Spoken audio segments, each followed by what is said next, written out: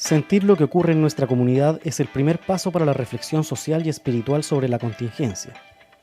El segundo paso es tomar acción y así juntos caminaremos creando vida en abundancia. Les invitamos a escuchar Pasos Pedregosos, conducido por Mauricio Silva Gutiérrez, educador social y bachiller en teología, para reflexionar sobre la contingencia social, cultural y espiritual de Curanilahue, a través de Radio Misterio 99.3 de la frecuencia modulada.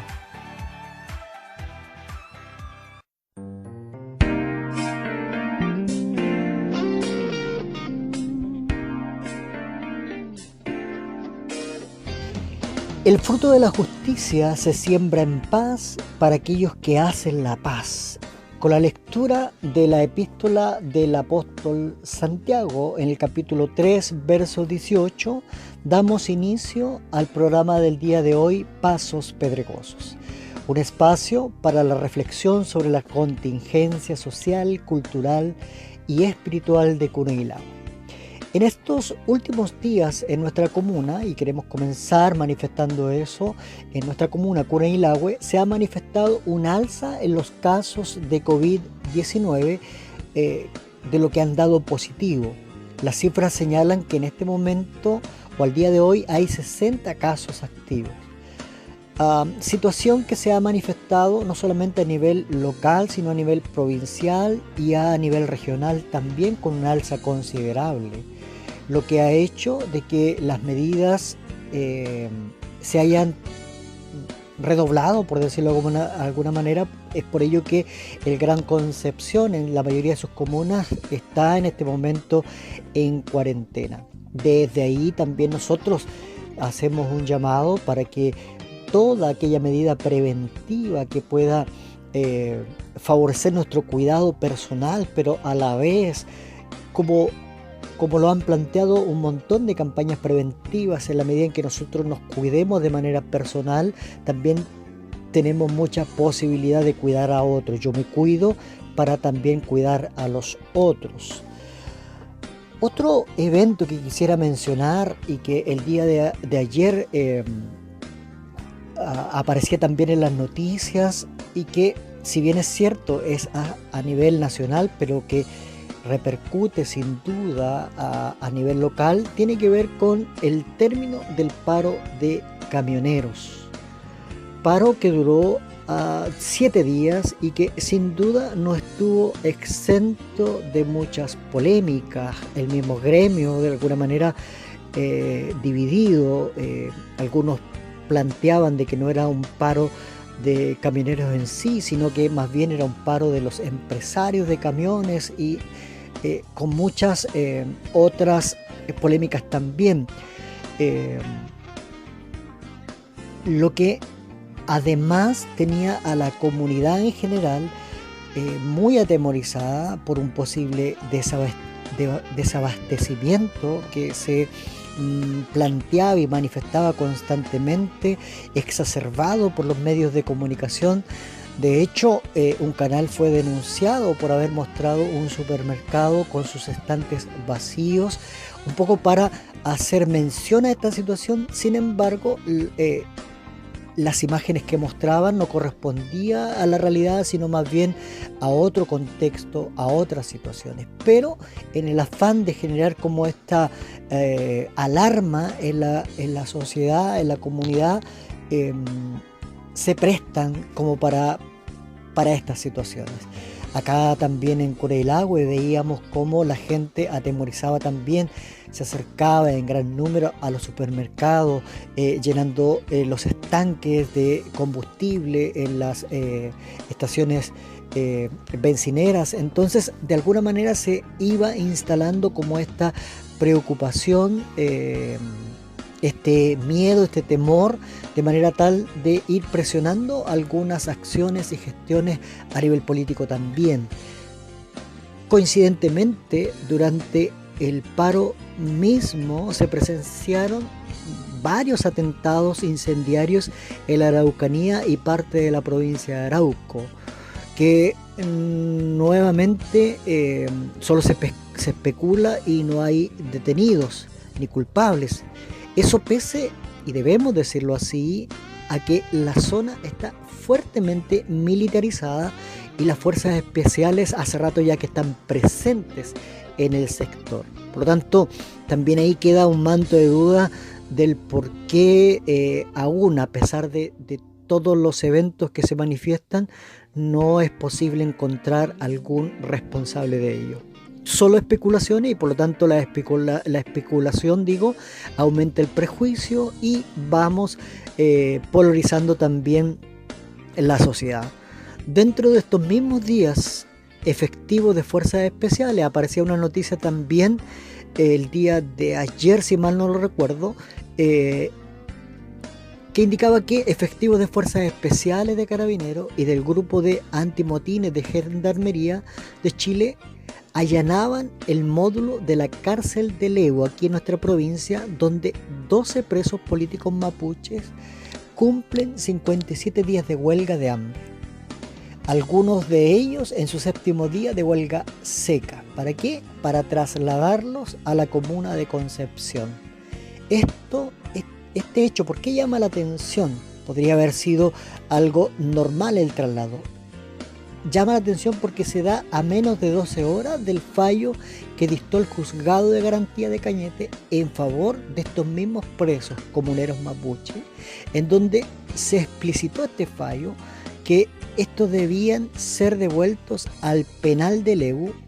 La Dirección Regional de Gendarmería hizo caso omiso a la instrucción y los trasladó en plena madrugada a la cárcel El Manzano de Concepción, pese, como digo y repito, al fallo que ya había dictado el Juzgado de Garantía. La situación que mencionamos manifiesta irregularidades y que por lo tanto las comunidades le dan una lectura en base al hostigamiento, a la intención de separar a estos comuneros de la comuna en donde en este momento estaban, y por lo tanto un poco más acompañados de sus de sus familiares, de la gente cercana, de sus comunidades, que para ellos también es fundamental, y son trasladados a una comuna que está en cuarentena y que por lo tanto imposibilita prestarle ese apoyo que en Levo sí era posible darle. ¿Por qué menciono estas acciones en particular? Cada una de estas situaciones genera en la sociedad, por una parte, que la sociedad vaya tomando posturas que van polarizando nuestra sociedad. Posturas a veces carentes de elementos o no cuentan con los elementos suficientes, y por lo tanto estas posturas muchas veces son tomadas a partir de la poca información que se tiene y generada desde el prejuicio. Por otra parte, cada una de estas acciones repercuten sin duda en medio de nuestra sociedad, y por lo tanto van generando miedo, van generando tensión, aumenta, no disminuye, sino que por el contrario va aumentando el conflicto, la violencia, principalmente en la zona que se ha denominado la zona de conflicto en la Araucanía. Leía en una columna de opinión escrita o que se encuentra en la página web de la Universidad de Concepción, y que las personas que escribieron esa columna son los investigadores Jorge Iván Vergara de la Facultad de Ciencias Sociales de la Universidad de Concepción y Hans Gundermann de la Universidad Católica del Norte. Ellos plantean lo siguiente, y quisiera leer algunos párrafos de esa columna que ellos escribieron. Ellos dicen lo siguiente: el conflicto de la Araucanía ha sido uno de los temas más debatidos y polémicos en las últimas décadas en la sociedad chilena, la cual ha generado interpretaciones contrapuestas. A la par de lo que yo planteaba anteriormente, que todas estas situaciones van polarizando nuestra sociedad. Cuando hablamos del conflicto, dicen ellos, cuando hablamos de conflicto debemos entenderlo como una relación conflictiva que compromete a los mapuches, a las empresas y agricultores, pero también al Estado chileno y en última instancia a nuestra sociedad en su conjunto, cuya comprensión es necesaria para arribar a una solución satisfactoria realizada mediante canales de diálogo y negociación entre todas las partes. Entonces, el planteamiento que ellos hacen, que si no logramos entender este conflicto de la Araucanía como un conflicto que compromete a varios actores, entre ellos también el Estado chileno, y por lo tanto ese compromiso de estos varios actores afecta a la sociedad entera, si no logramos comprender la envergadura de este conflicto, entonces difícilmente se puede llegar a un diálogo y a una negociación. Como primera aproximación, dicen ellos, podemos expresar que este conflicto afecta en formas y grados diversos, no únicamente a la región de la Araucanía, sino a todo el antiguo territorio mapuche, pues ante una demanda global que se concibe emanada de un pueblo-nación. En efecto, dicen ellos, la relativamente escasa vinculación política entre distintos sectores mapuche se ha compensado en los últimos años con el surgimiento de identidades territoriales y etnonacionales, superando así la atomización producida por la creación de las reducciones o títulos de merced año 1884-1929. El segundo punto que ellos plantean en su columna es que el origen último de los conflictos es consecuencia de la ocupación chilena de la Araucanía, su posterior colonización con europeos y chilenos y el inmenso despojo legal estatal, que significó para los mapuches que fueron reducidos a una porción ínfima del territorio anterior ocupado por ellos. Posteriormente, la propiedad reconocida a través de la entrega de títulos de merced, 500.000 hectáreas aproximadamente, fue objeto de un nuevo proceso de expoliación, lo que llevó a que hacia 1970 un quinto del total hubiese pasado a manos de no mapuches.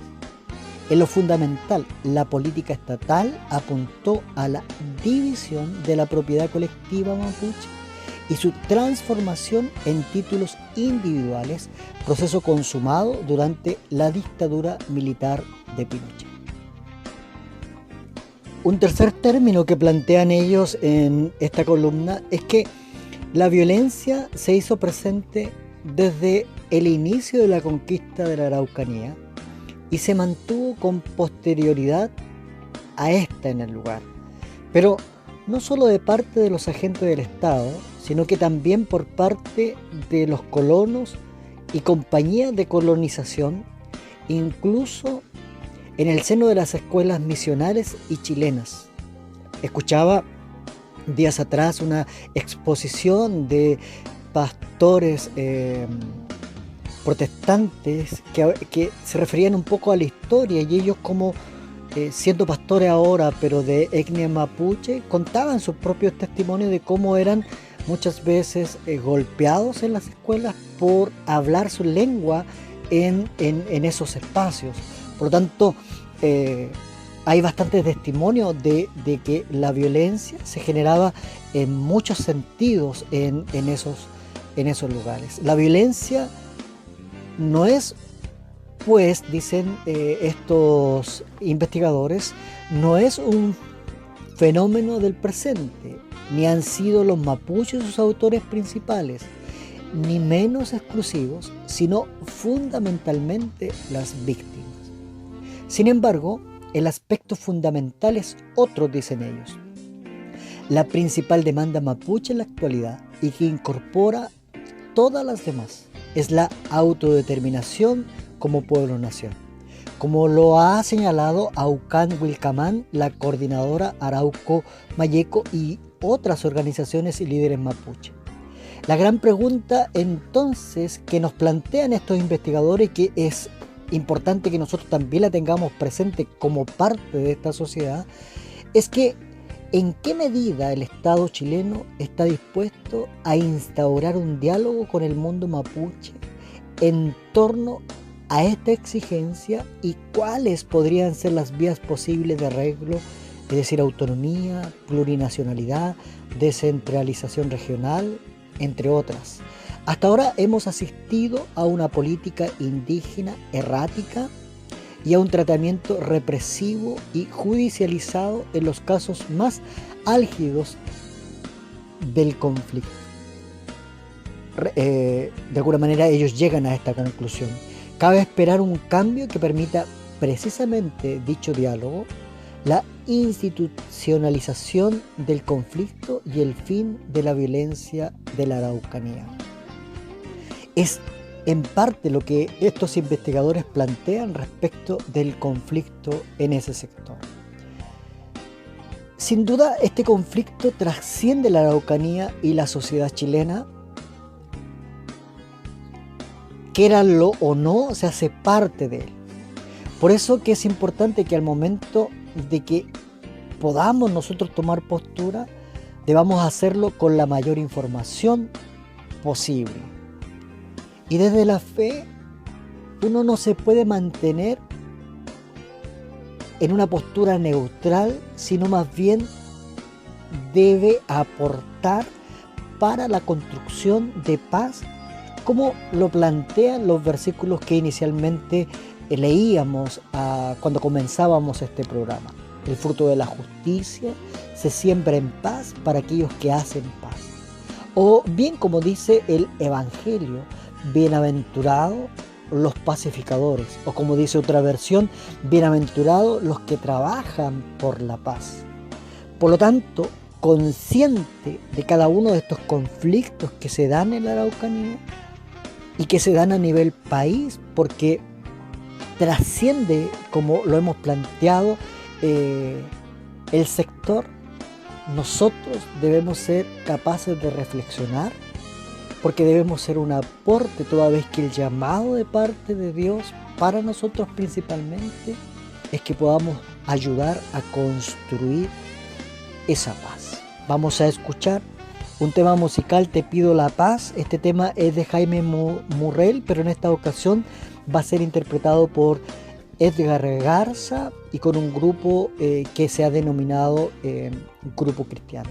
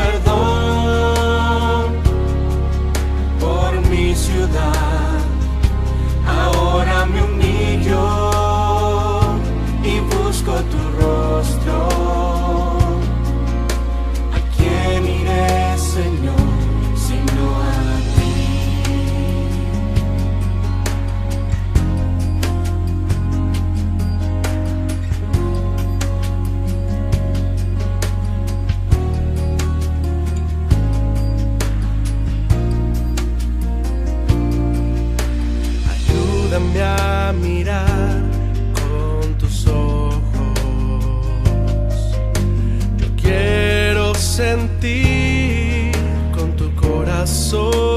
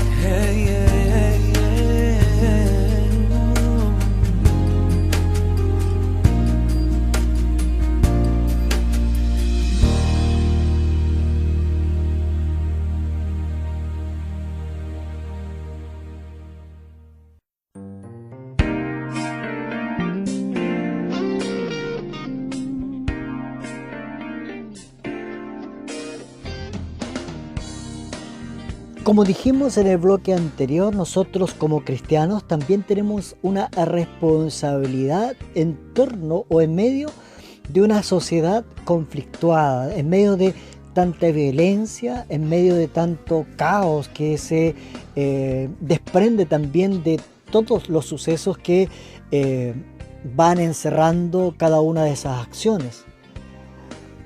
Oscar Romero, nominado a Premio de la Paz, decía lo siguiente: y si Cristo es Dios majestuoso, que se hace hombre humilde hasta la muerte de los esclavos en una cruz y vive con los hombres, así debe ser nuestra fe cristiana. Pero para poder llegar a esa conclusión, pero más que una conclusión de conceptos, para poder llegar a una práctica que se condiga con esa conclusión, nosotros tenemos que ser capaces también de tener una buena lectura de las Escrituras, toda vez que nosotros consideramos de que está ahí también la palabra de Dios y por lo tanto la expresión de su voluntad para cada uno de nosotros. Ahora, en lo relativo a la construcción de la paz o el aporte nuestro para la construcción de la paz, también debe desprenderse de esta buena lectura. El escrito del Nuevo Testamento menos estudiado por las congregaciones protestantes es probablemente la epístola del apóstol Santiago, de donde nosotros hemos extraído el versículo que inicialmente hemos planteado en esta ocasión. Este descuido puede deberse, o así está determinado por los especialistas, se debe en buena medida a la opinión negativa que sobre ella tenía el reformador Lutero. Voy a mencionar algunas cosas que planteaba Lutero al respecto en la traducción de la epístola, en el prefacio que él escribió en 1522. Él niega el origen apostólico de la carta y daba dos razones para ello. Primero, decía su concepto de la justificación mediante las obras, según el reformador alemán, en oposición o se oponía a lo que Pablo hablaba de la justificación por gracia y el planteamiento que hacía también toda la Escritura. Esa era una de las razones. Y la segunda razón era que él planteaba que como oficio de un buen apóstol debía predicar el sufrimiento, la resurrección y el ministerio de Cristo y poner el fundamento de esta fe en él, en su evangelio, y por lo tanto él decía que encontraba un silencio respecto a la pasión y resurrección de Jesús. Por lo tanto llegaba a la conclusión de que no tenía carácter apostólico la carta de Santiago. Él decía entonces, y concluía de alguna manera, el centro del mensaje de la carta de Santiago es la ley, lo planteaba derechamente. El centro del mensaje de la carta es la ley. Santiago no hace más que inculcar la ley y sus obras. Por ello decía él que su autor probablemente es un piadoso y buen hombre que mezcló algunas cosas que había oído sobre el cristianismo con la visión hebrea de la ley, siempre ligado a eso. Entonces lo que pretende Lutero es advertir contra cierta interpretación tergiversada de la doctrina paulina de la justificación por la gracia, y que por lo tanto sentía él que Santiago se contraponía con la versión de Pablo y con toda la Escritura. Ahora, ¿por qué es importante que tengamos presente eso? Es importante porque nosotros también muchas veces vamos interpretando la Escritura a partir de otras interpretaciones que han sido condicionadas también por la historia, por el proceso histórico que se está viviendo. Recordemos que Martín Lutero lo que está haciendo es combatir contra la práctica católica de del poner la penitencia, las obras por sobre la gracia misma. Por lo tanto, no debemos perder de vista que todo este reclamo, que toda esta controversia que él tiene con la epístola del apóstol Santiago también es consecuencia del proceso histórico que está viviendo. Sin embargo, este descuido ha sido desacertado. Lutero reconoce a ratos que la epístola contiene cosas valiosas y excelentes, y por eso finalmente termina quedando en el Nuevo Testamento. Pero estas se destacan plenamente solo si permitimos que la epístola nos interpele con entera libertad, sin subordinarla a esquemas teológicos reductores y homogeneizantes. Y este principio o este criterio debiese aplicarse a cualquier texto de la Biblia. Es decir, para que efectivamente la epístola de Santiago o cualquier otro texto de la Biblia nos interpele con toda libertad, debemos dejar de subordinarla a esquemas teológicos que finalmente van reduciendo y van homogenizando cualquier interpretación de este. ¿Por qué? Bueno, porque el canon bíblico reviste una rica variedad de acentos y tonos. Constituye una auténtica polifonía que no debe distorsionarse por la ansiedad de imponer a toda la escritura sagrada una misma óptica doctrinal. Y ahí cobra sentido la reflexión que estamos haciendo. Queremos ser un aporte a esta sociedad respecto a aportar también a la paz en medio del conflicto. Entonces debemos sin duda tener lecturas adecuadas de la Escritura. gran parte de las dolorosas divisiones que la comunidad universal de los creyentes ha tenido a través de la historia vienen de las infortunadas disputas dogmáticas que se han dado en el tiempo y que, al contraponer como excluyentes acentos y perspectivas distintas a la que yo pienso tal vez, pero que en la escritura se muestran concurrentes y coexistentes, entonces terminan como negándose mutuamente. En esa diversidad de voces, pero a la vez armonía bíblica, Santiago, la epístola de la que estamos comentando, aporta una voz profética y vigorosa, lo que hace bastante atractiva su lectura. Un marcado énfasis en la consistencia entre doctrina y conducta y una percepción ética de la fe que conecta con las tradiciones canónicas centrales de la Escritura. Por un lado, tenemos la literatura profética en el Antiguo Testamento, pero también con pasajes evangélicos y relatos sobre Jesús, necesarias para comprender dimensiones importantes de expresión religiosa de la fe cristiana. Santiago podría decirse que se especializa en la amonestación moral. Su énfasis se pone en la existencia cristiana como conducta de amor y solidaridad. Podríamos decir que la preocupación mayor de Santiago, la que suscita en su escrito, revela bastantes matices profundos de indignación y provoca las afirmaciones más interesantes y desafiantes que rememoran pasajes airados, por ejemplo, como ya lo mencionamos, de los profetas veterotestamentarios y múltiples dichos de Jesús.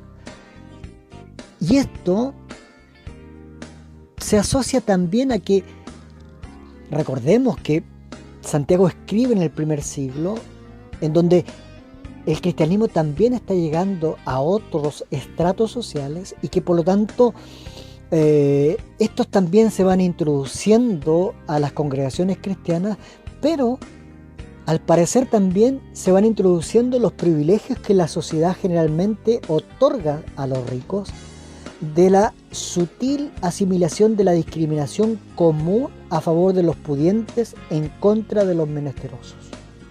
En este sentido profundo, o este es el sentido profundo que cruza toda la epístola de Santiago, lo que hace que es imposible no ser interpelado y desafiado a una reflexión, y diría yo también a una práctica concreta, siempre focalizada hacia los otros y otras. Leemos nuevamente el texto inicial de nuestro programa: el fruto de la justicia se siembra en paz para aquellos que hacen paz, Santiago 3:18. Desde esa perspectiva que ya hemos mencionado y descrito respecto de la epístola de Santiago, no podemos pretender hablar de paz como un acto pasivo. Cuando me refiero a acto pasivo, no es lo mismo que pacífico, sino de algo que va mucho más allá de la ausencia de conflictos. Debemos sentir también, reflexionar, examinar, ponderar, discernir. Por eso el don del discernimiento ilumina el entendimiento, y al iluminar el entendimiento orienta nuestra acción. El conocimiento adquirido transforma nuestra conducta y permite modelar con el testimonio lo que el Evangelio es en nosotros y nosotras. Seremos entonces solo ahí líderes capacitados y capacitadas para enseñar, para instruir, para dirigir, no con falsos autoritarismos ni imposiciones, sino con sabiduría, persuasión y actitud de diálogo. Solo entonces seremos líderes capacitados y capacitadas para construir y aportar a la paz. Al mismo tiempo que Lutero menospreciaba a Santiago, quiero hacer mención de esto. Bartolomé de las Casas, el fraile dominicano defensor de los indígenas americanos, señaló la importancia del pensamiento de esta epístola sobre la centralidad evangélica de las acciones concretas de compasión y solidaridad. En su obra del único modo de atraer a todos los pueblos a la verdadera religión, en el año 1558, citando el tratado del siglo V sobre la vida cristiana, entonces atribuida a San Agustín, afirma lo siguiente: ¿acaso tienes por cristiano al que oprime al miserable, al que grava al pobre, al que codicia las cosas ajenas, al hombre que para enriquecerse reduce a muchos a la indigencia, al que goza con ganancias ilícitas, al que tiene sus alimentos a costa de los trabajos de otros, al que se enriquece con la ruina de los miserables? El cristiano es el que es misericordioso con todos, decía Bartolomé de las Casas. El que se conmueve con las injurias que a cualquiera se hacen, el que estando presente no permite que se oprima al pobre, el que ayuda a los miserables, el que con frecuencia socorre a los indigentes, el que se aflige con los afligidos, el que siente el dolor ajeno como el suyo propio. Cualquiera pues, citaba él, que quiera ser amigo del mundo, se constituye enemigo de Dios, citando Santiago 4:4. Hoy, cuando enfrentamos el racismo institucional y la violencia en la Araucanía, donde nuestros hermanos y hermanas mapuches siguen sufriendo la opresión y la marginación, en estos momentos que la violencia y el abuso a nuestra niñez se vuelve no solo injusto, sino intolerable, donde muchos y muchas inmigrantes que son declarados ilegales, y sabe Dios que somos legales, pues nos hizo con legitimidad como su imagen y semejanza, pero que a pesar de ello deben vivir discriminaciones y vejámenes, donde los pobres y marginados mueren, no solo en tiempo de pandemia, sino que siguen muriendo en este tiempo. Debemos transformar este deseo de paz en acciones concretas que propendan a la mejora de la calidad de vida de todos y todas las personas. Debemos transformar este deseo de paz en acciones concretas que fomenten la justicia, la equidad, la paz social. Vamos a escuchar un tema musical, Sana Nuestra Tierra, de Marcos Witt, pero en esta ocasión interpretada por el grupo Uno.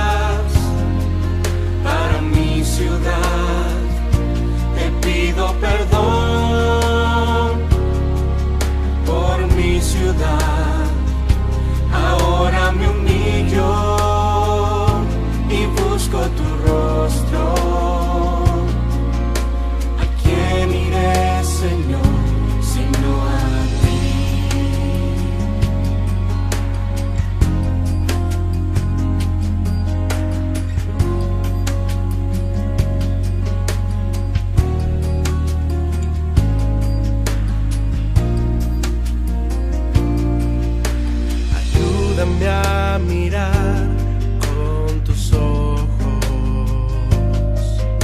Yo quiero sentir con tu corazón.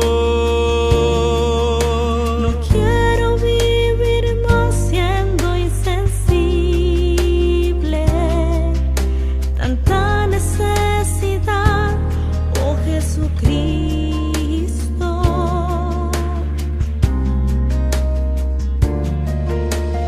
Ayúdame a mirar con tus ojos. Yo quiero sentir con tu corazón.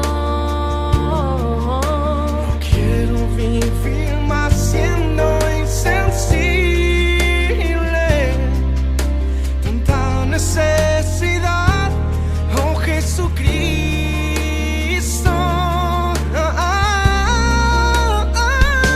Te pido la paz para mi ciudad. Te pido perdón por mi ciudad. Ahora me humillo y busco tu rostro. ¿A quién iré, Señor, sino a ti? Te pido la paz para mi ciudad. Te pido perdón por mi ciudad. Ahora me humillo y busco tu rostro. ¿A quién iré, Señor? ¿A quién iré, Señor? ¿A quién iré, Señor, sino a ti? Solo a ti. Hey, yeah, yeah.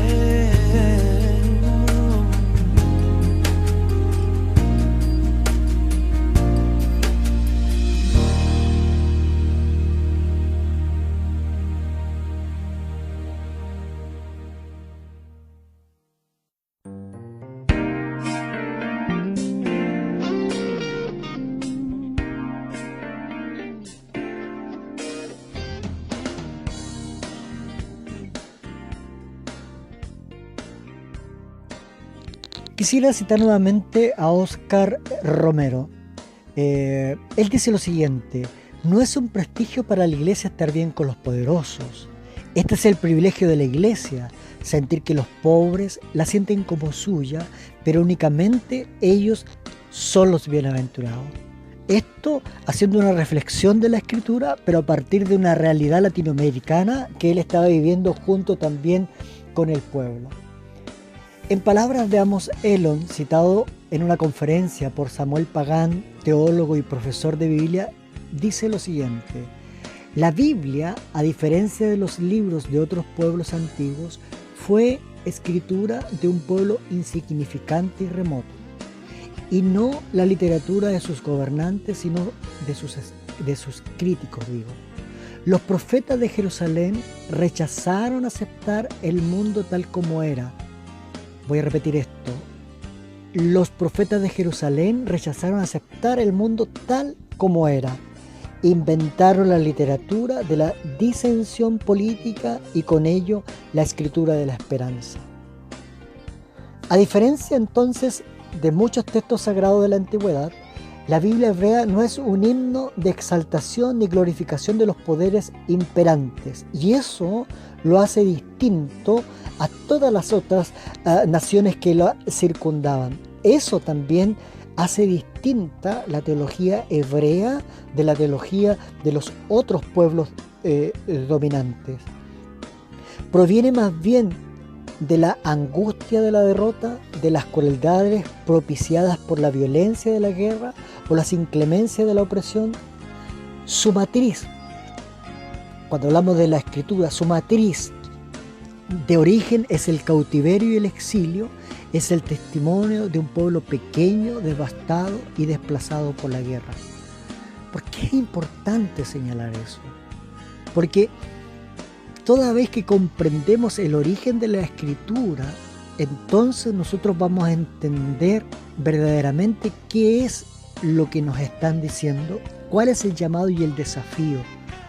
Con excesiva frecuencia se tiran nuestras acomodadas actitudes, inclinaciones y perspectivas, o lecturas preconcebidas. Por lo tanto, debemos tener una nueva lectura, un estudio atento y cuidadoso, de manera tal de que podamos descubrir cuán provocador y perturbador resulta hacer esta lectura, este estudio atento y cuidadoso.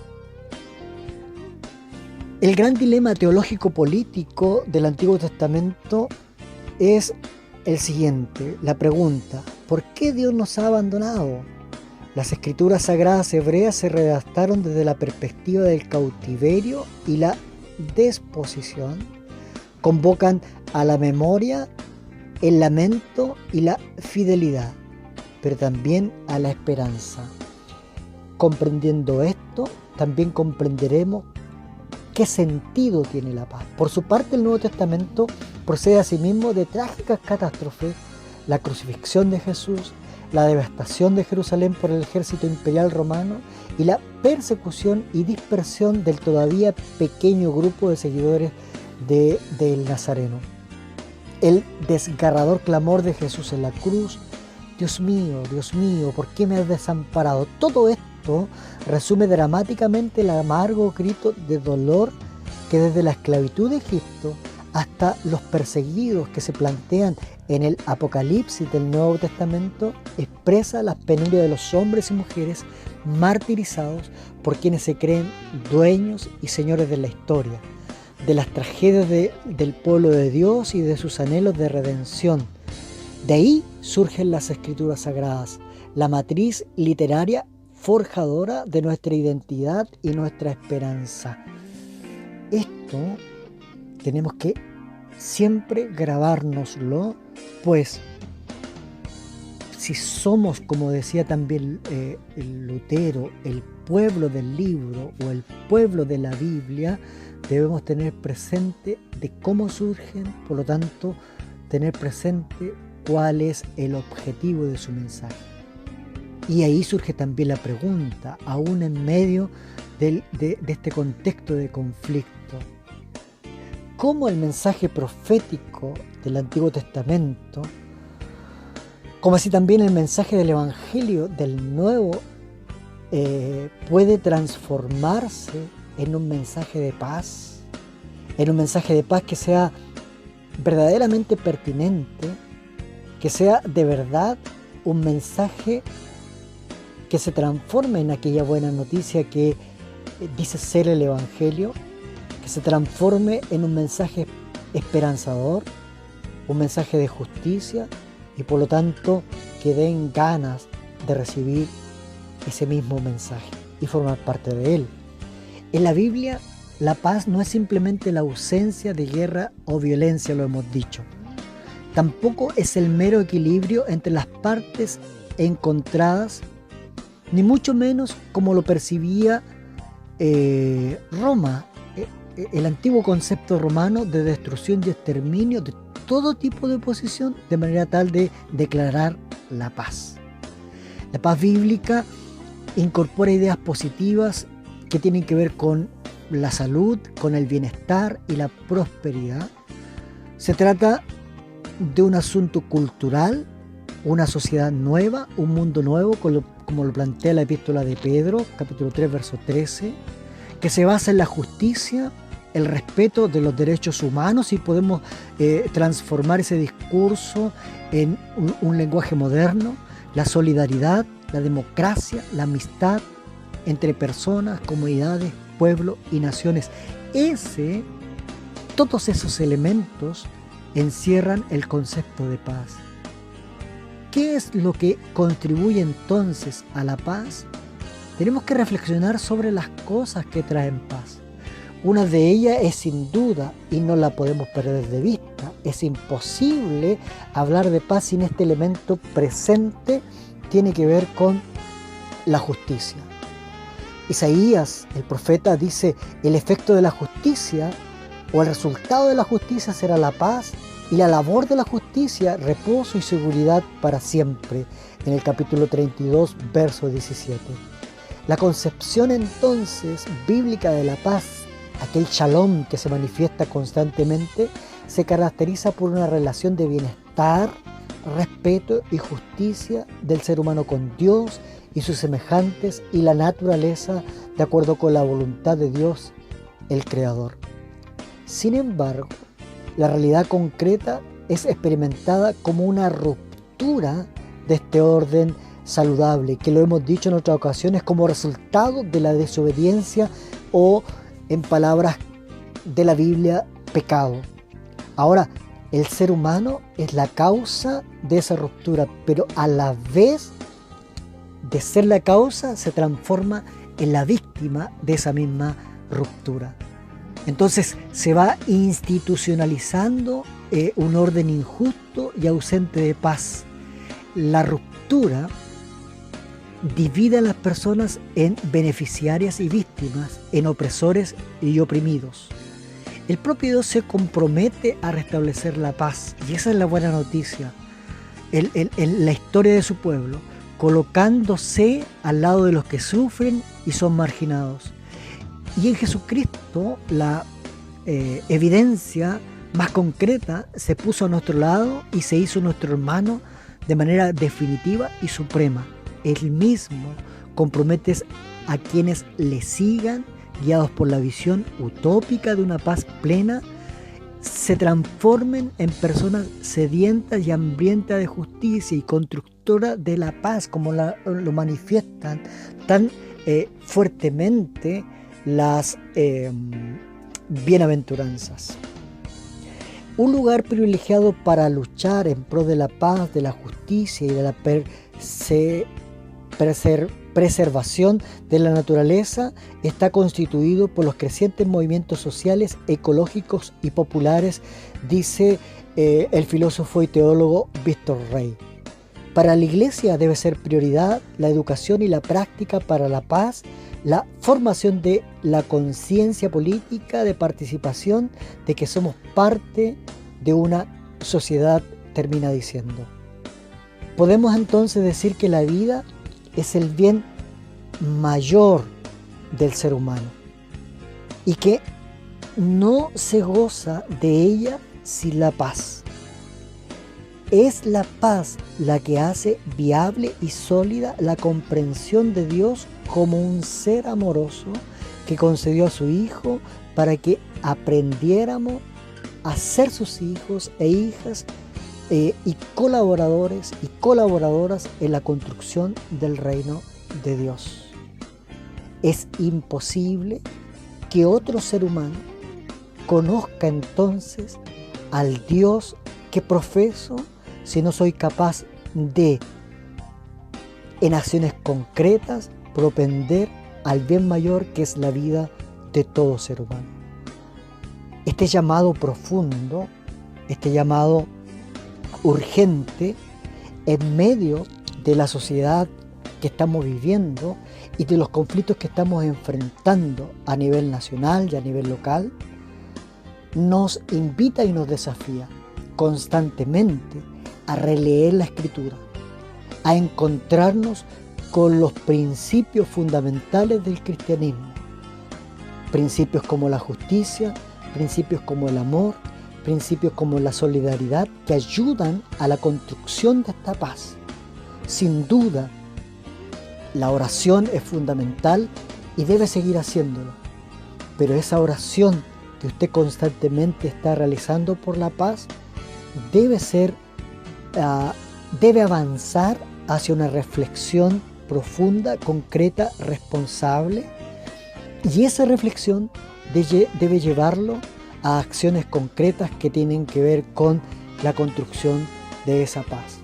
Sin olvidar esta lectura profética de la Escritura, pero esta lectura también evangélica en el mensaje de Jesús,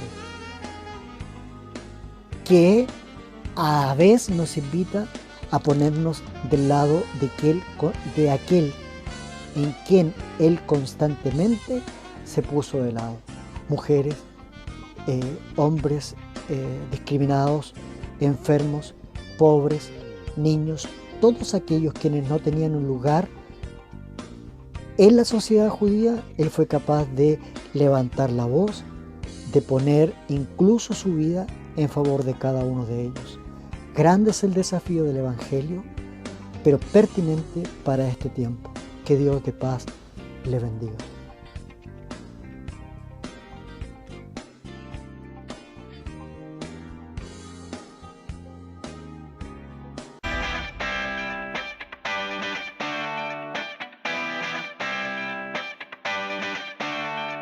Esto ha sido Pasos Pedregosos, un espacio de reflexión sobre la contingencia social, cultural y espiritual de Curanilahue, conducido por Mauricio Silva Gutiérrez.